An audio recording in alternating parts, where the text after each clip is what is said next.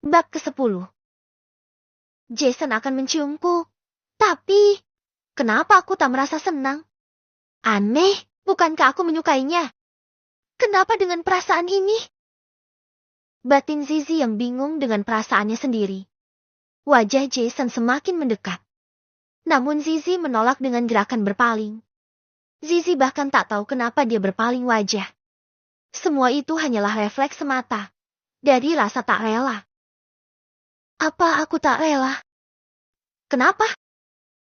Jason tahu Zizi tidak menginginkannya. Ia merasa sedikit kecewa, tapi bisa menerima. Maaf Zi, aku... Jason Jetty merasa tak enak dan menjauhkan wajahnya. Zizi merasa aneh saat Jason mencoba menciumnya. Tidak ada getaran yang sama seperti saat bersama Om Rick. Pikiran Zizi terus melayang pada sosok Om Rick, membuatnya semakin bingung. Maaf, Jason. Aku belum siap, kata Zizi dengan suara pelan. Jason mengangguk, meski ada kekecewaan di matanya. Aku mengerti, Zizi. Kita baru saja mulai pacaran. Aku seharusnya lebih sabar. Zizi tersenyum lemah. Maaf kalau aku terlalu cepat dan gegabah. Zizi mengeleng, masih ada rasa tak nyaman di dada. Terima kasih untuk yang tadi, ucap Zizi tersenyum canggung. Kita kembali ke kelas saja. Zizi mulai mengayunkan kaki, tapi Jason menahannya. Zi, aku sungguh-sungguh minta maaf. Aku harap nanti kita bisa tetap seperti sebelumnya. Jangan menghindar, kata Jason dengan pandangan memohon. Zizi tersenyum. Kenapa kamu berpikir begitu? Aku hanya takut. Zi, hal yang aku inginkan malah membuat aku jadi jauh darimu, karena kamu belum siap. Gak usah dipikirkan, ayo ke kelas. Ajak Zizi menggenggam balik tangan Jason. Jason merasa lega. Zizi tidak marah. Ia mengerahkan genggaman tangan dan berjalan beriringan. Mereka berdua kembali ke kelas dan belajar seperti biasa, mencoba melupakan kejadian tadi. Namun, pikiran Zizi terus melayang pada Om Rick. Zizi berjalan melambat hampir terhenti. Di ujung gerbang sana, ia melihat seseorang yang selalu menemani malam-malamnya dalam kehangatan. Pria itu baru saja mematikan mesin motornya. Om Rick, tanpa melepas helm full face-nya, menoleh. Dengan langkah cepat setengah berlari, Zizi mendekat. Om! Om Rick tak mengatakan apapun, hanya mengambil helm dan memasangnya di kepala Zizi sampai terkait sempurna. Sudah, ayo, katanya lalu menyalakan mesin motornya. Zizi duduk di jak belakang dan melingkarkan tangannya di perut Om Rick. Tuas gas ditarik. Motor matic itu meluncur di jalanan. Di dekat gerbang, Luna dan Eva mengintip, penasaran siapa yang menjemput Zizi. Siapa itu tadi? Tanya Luna. Eva menggeleng. Aku tidak tahu.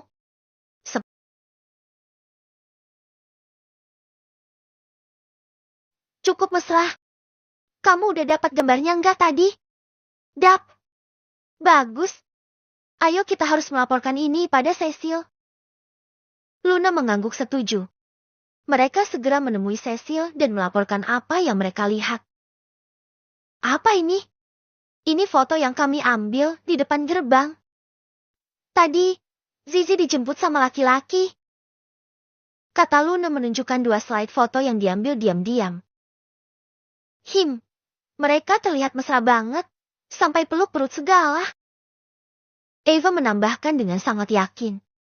Cecil mencermati foto itu, merasa tak asing dengan postur tubuh si pria. Kayaknya, laki-laki ini gak asing sama aku, katanya. Maksudmu, apa mungkin Jason? Tebak Eva yang langsung mendapat pukulan dari Luna. Gila ya, kamu? Gak mungkin lah.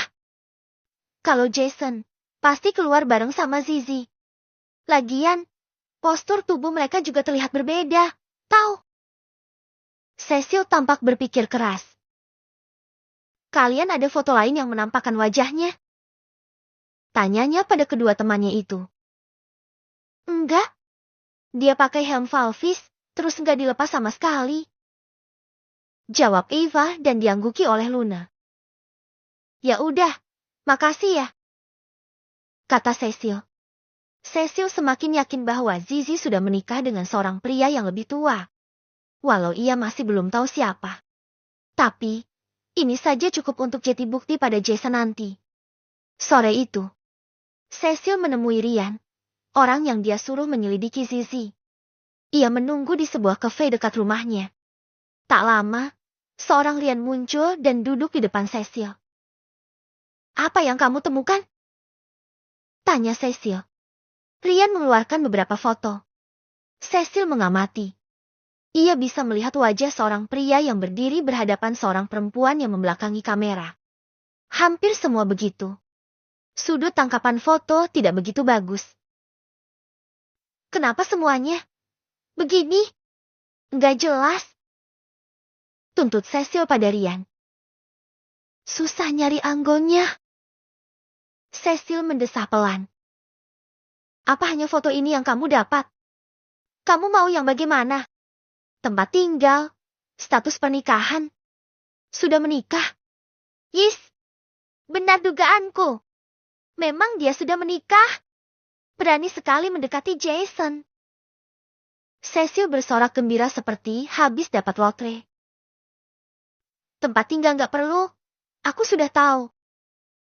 Sambungnya menambahkan sebelum Ryan sempat membuka mulutnya. Apalagi yang kamu dapat? Kamu nggak minta macam-macam, jadi aku tidak mencari tahu lebih lanjut. Cecil melirik pada Ryan yang tampak santai saja.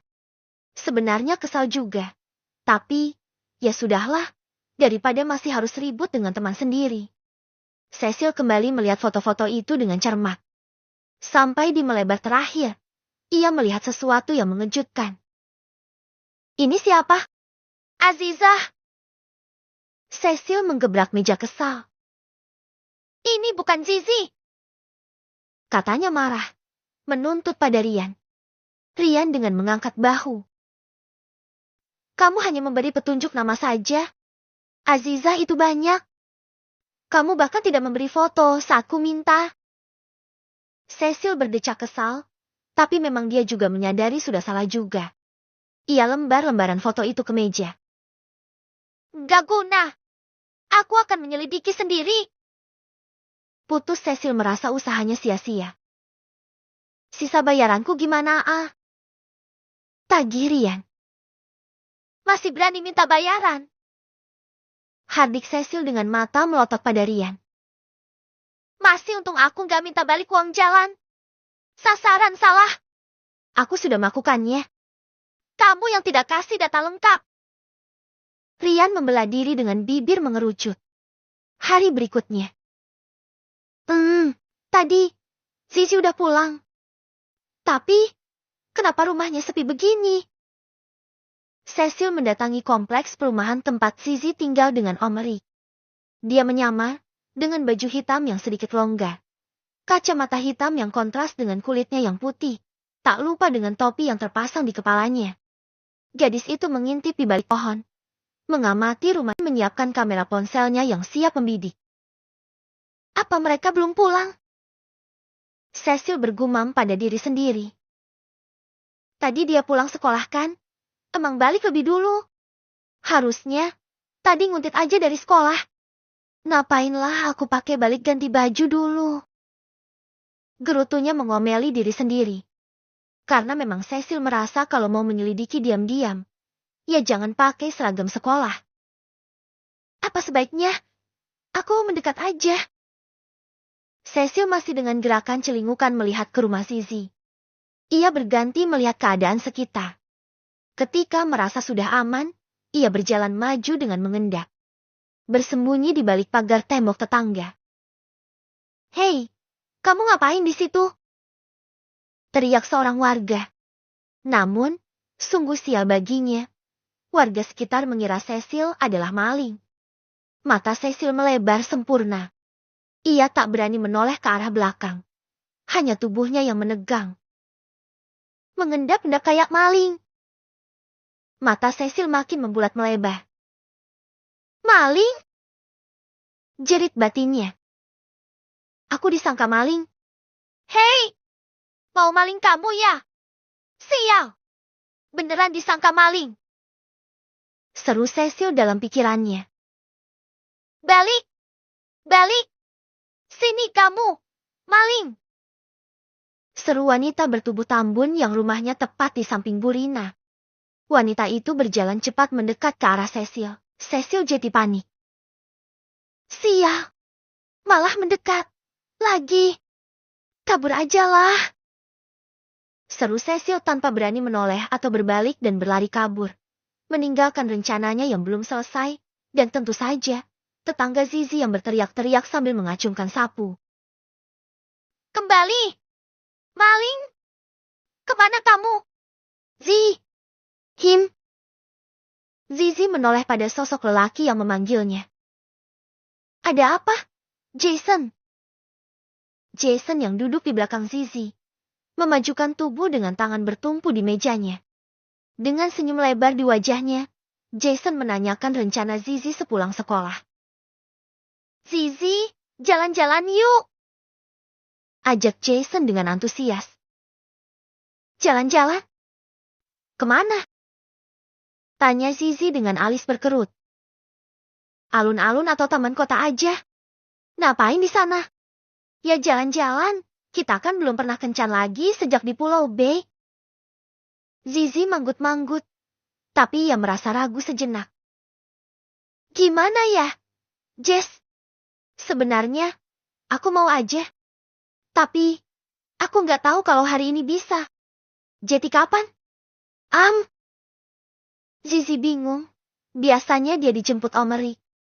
Entah bagaimana dia harus membuat alasan pada suaminya itu. Tak mungkin bilang jika dia mau kencan dengan Jason. Tapi, mau bilang ada ekskul juga nggak mungkin. Dia sebentar lagi ujian. Sudah tak mungkin untuk ikut ekskul lagi. Gimana? Tuntut Jason yang masih menunggu jawaban dari Zizi. Tiba-tiba ponsel Zizi berbunyi. Lekas ia mengambil gawainya di laci meja. Pesan dari Om Rick masuk, memberitahukan bahwa ia tidak bisa menjemput karena pekerjaan sedang banyak. Maaf, Zi, hari ini aku nggak bisa jemput. Ada kerjaan mendesak yang tak bisa ditinggal. Begitu bunyi teks pesan dari Om Rick.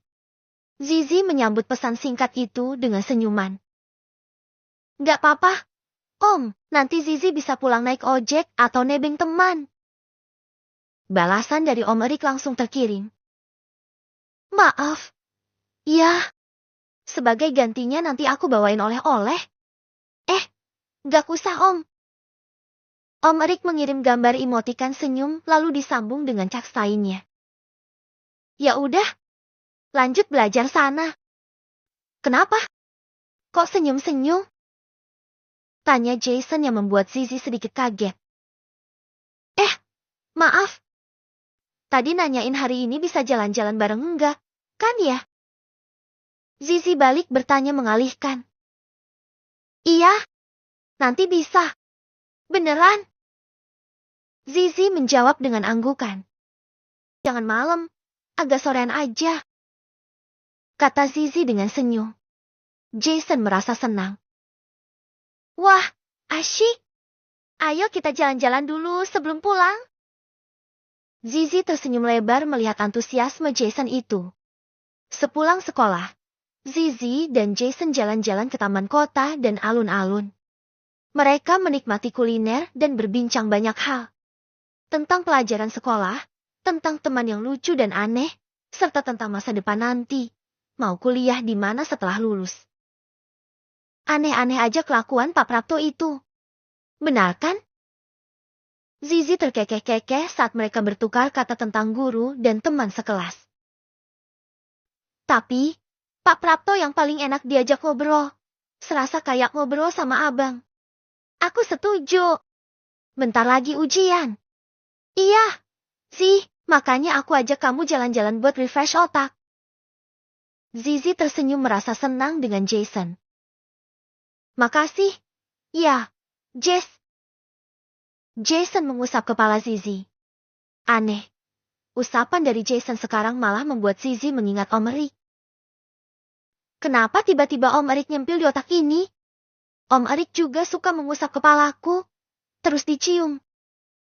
Pikir Zizi. Zi, kamu mau kuliah di mana nanti? Tanya Jason sambil menikmati es degannya. Aku belum tahu, Jess.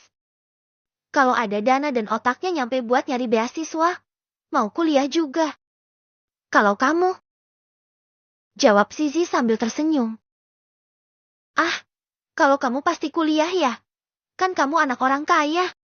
Jangan begitu. Kamu pintar. Zi, pasti bisa dapat beasiswa. Kata Jason dengan mata berbinar. Aku memang berniat kuliah, tapi pengennya satu kampus sama kamu. Biar bisa barengan terus. Zizi tersenyum harum mendengar pengakuan Jason itu.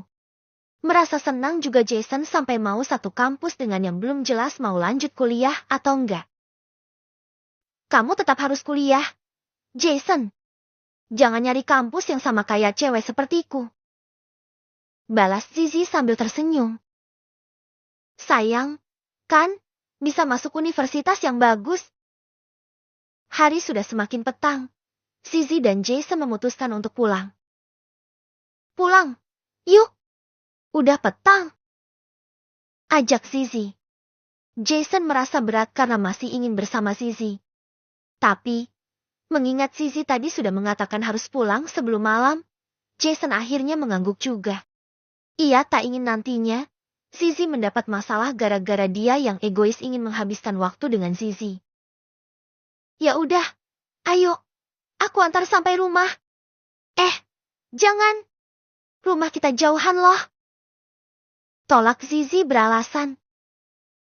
Gak apa-apa. Masa aku udah ajak keluar, gak akan terbalik ke rumah. Jason memaksa. Zizi bingung dan berpikir, jika sampai Jason tahu rumah dan Om Erik bisa gawat. Akhirnya, Zizi memutuskan meminta diantar ke rumah Pak Agung saja, rumah ayahnya. Oh, gitu ya? Kalau gitu, oke deh. Kata Zizi dengan senyum terpaksa. Jason merasa senang akhirnya tahu di mana Zizi tinggal. Jason mengantar Zizi sampai di dekat rumah. Ini rumahmu. Rumah ayah. Kata Zizi mengkoreksi yang membuat Jason tersenyum. Oh iya, rumah ayah ya?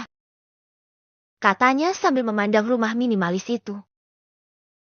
Kalau gitu aku pengen ketemu ayah. Sambungnya sambil turun dari motornya. Seketika, Zizi panik. Ia saja tak berniat pulang ke rumah. Tapi, Jason malah ingin bertemu dengan ayahnya. Bisa gawat nanti kalau Pak Agung tahu. Dia tak bersama Om Erik. Jangan. Kenapa? Karena. Zizi berpikir keras bagaimana menolak dan mencari alasan yang tepat. Ayah sedang pergi. Lain kali saja, ya. Katanya nyengir. Oh, gitu. Ya udah. Dengan berat hati, Jason pergi.